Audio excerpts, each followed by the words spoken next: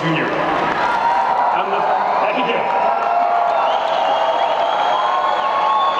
Thank you.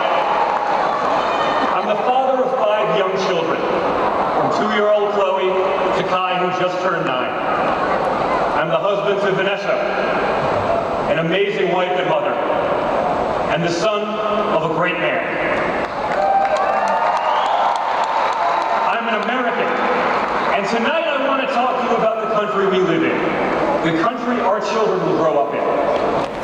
For my generation, this is the most important election of our lifetime, one that will determine the future of our country, and in turn, the future of the world. For too long, our country has ignored its problems, hunting them down the road for its future generations to deal with. In business, I was trained by my father to make the tough investments and decisions today to ensure a brighter future tomorrow. We've actually started to believe that solving our great problems is an impossible task. And that's why we need to elect a man who has a track record of accomplishing the impossible.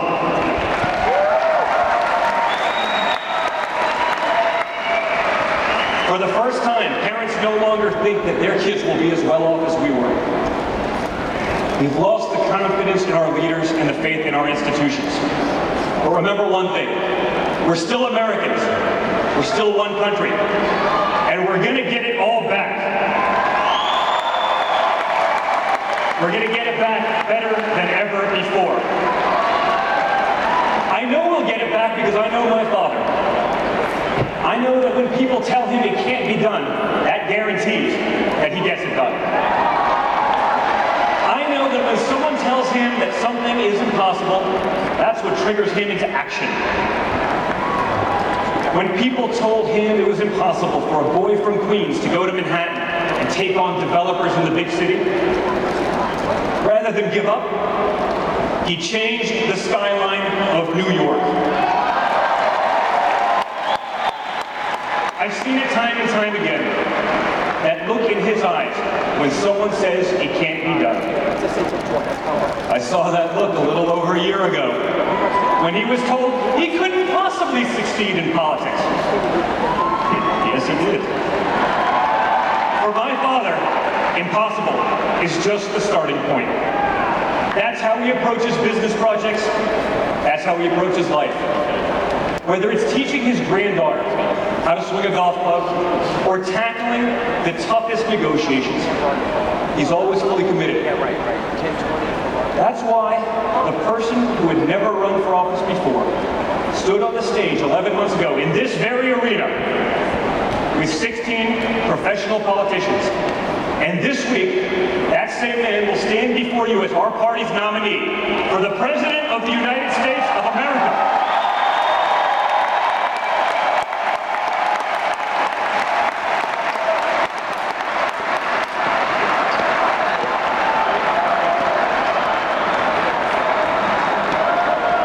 As a proud son and family member, it was one of the great honors of my life to be able to put him over the top in the delegate count earlier today.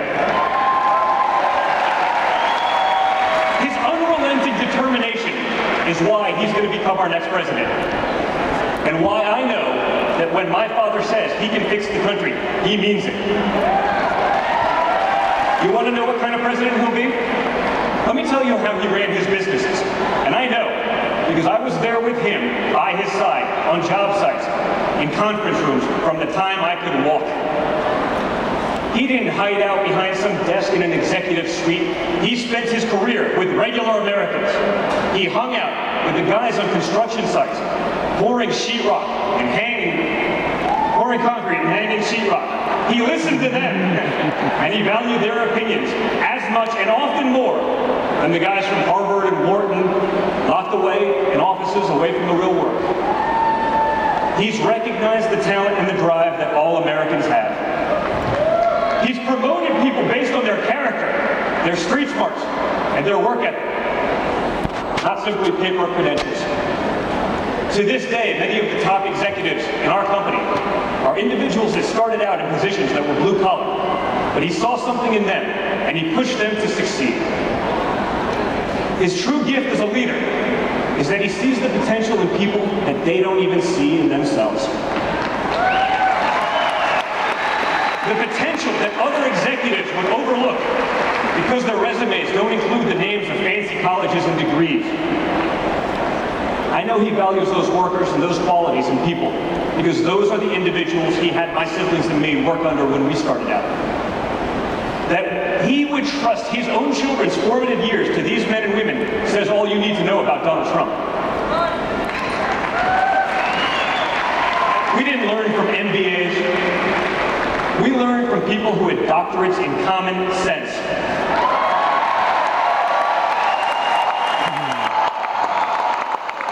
Guys like Vinny Stelio, who taught us how to drive heavy equipment, operate tractors and chainsaws, who worked his way through the ranks to become a trusted advisor of my father. It's why we're the only children of billionaires as comfortable in a D10 Caterpillar as we are in our own cars.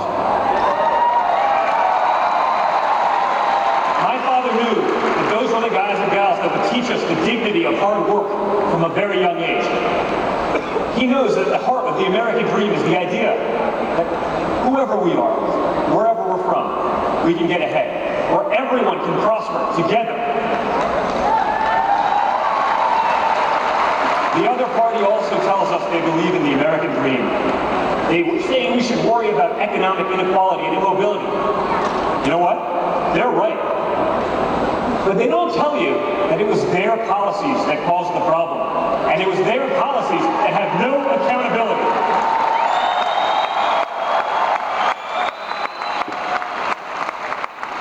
They gave us the worst immigration system in the world. One that imports immobility. One that drives down employment and wages for Hispanic Americans, for African Americans, and for everyone. An immigration system that favors illegals over those trying to go through the process legally. And at times, even over law-abiding citizens. It was Bernie Sanders himself who warned that a large tide of new workers keeps wages low and poverty high. The other party gave us public schools that far too often fail our students, especially those who have no options.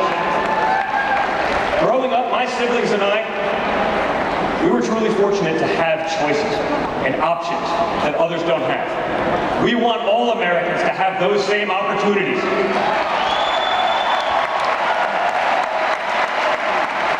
Our schools used to be an elevator to the middle class. Now they're stalled on the ground floor. They're like Soviet-era department stores that are run for the benefit of the clerks and not the customers. For the teachers and the administrators and not the students. You know why other countries do better in K through 12? They let parents choose where to send their own children to school. That's called competition. It's called the free market. And it's what the other party fears.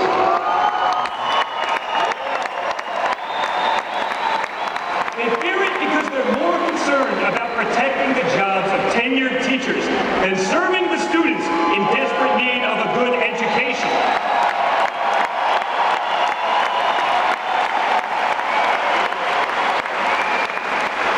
They want to run everything top down from Washington.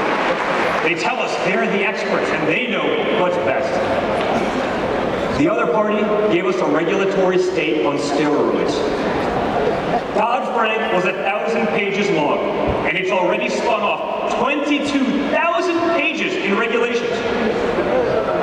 Imagine trying to digest all that before you even open your doors for business. That doesn't help consumers. What it does is destroy small business in favor of big businesses who can afford the vast number of lawyers and accountants needed to comply. Dodd-Frank is consumer protection for billionaires. We've produced the thickest network of patronage and influence of any country at any time in world history. It's composed of the self-satisfied people at the top, our new aristocrats. We can't live that way any longer. It's too risky. Let me talk a little bit about risks. The other party is the party of risk.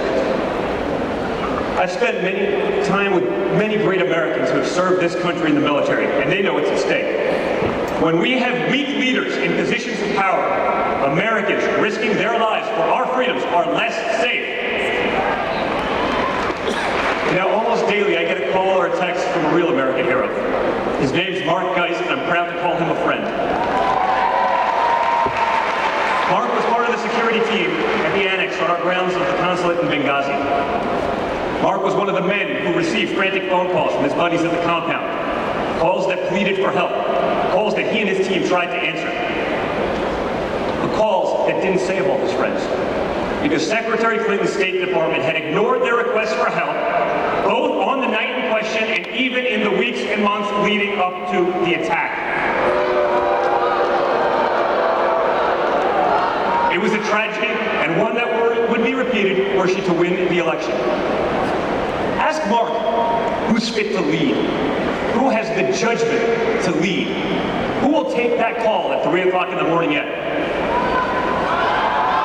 Or better yet, ask yourselves, if you were in Mark's shoes that night, who would you rather call?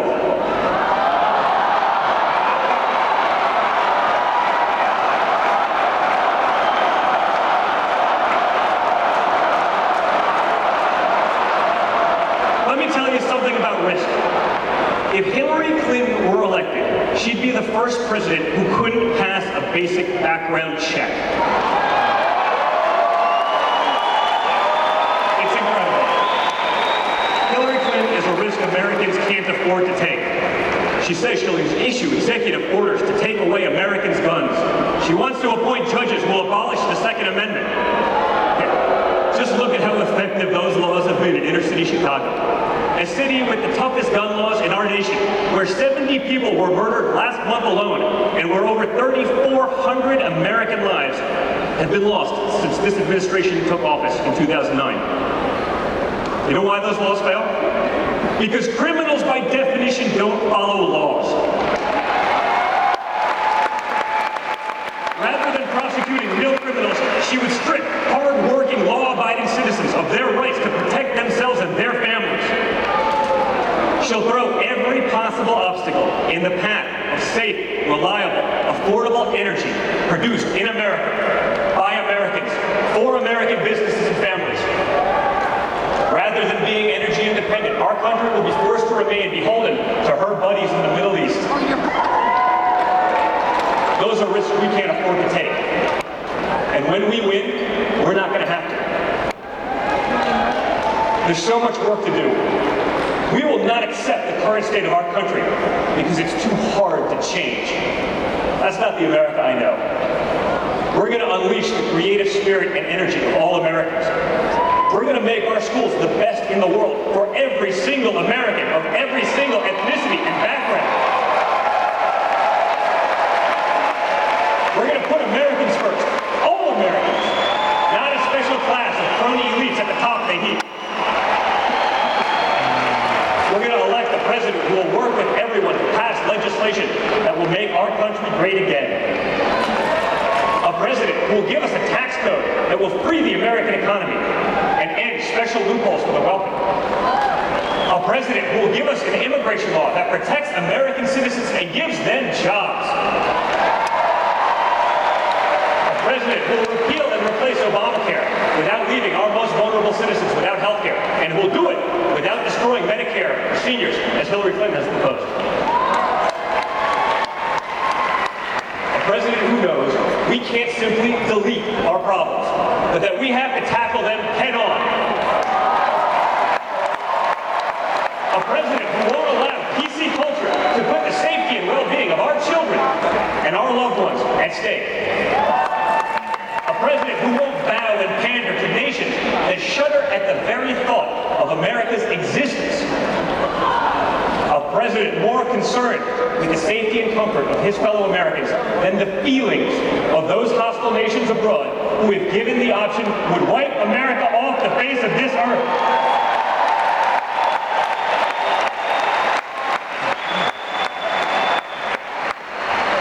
A president not beholden to special interests, foreign and domestic, and one who funded his entire primary run out of his own pocket just to prove it. A president who will secure and defend the borders of the United States and who will appoint judges who believe that freedom requires a limited government. A president who won't use the highest office in the land as a path to personal enrichment. A president who's actually created real jobs, who has actually signed the front of a paycheck, and who doesn't just talk about it in theory. A president who has real people's families and livelihoods dependent on his success and the success of his company for decades. A president who speaks his mind, and not just when it behooves him to do so. Who doesn't have to run a focus group or use data analytics to be able to form a simple opinion. Who says what needs to be said, and not just what you want to hear. A president who will unleash the greatness in our nation and in all of us, who will give the hard-working men and women who built this great country a voice once again. That president can only be my mentor, my best friend, my father, Donald Trump. And when we elect him, we'll have done all that. We'll have made America great again, greater than ever before. Thank you, and God bless.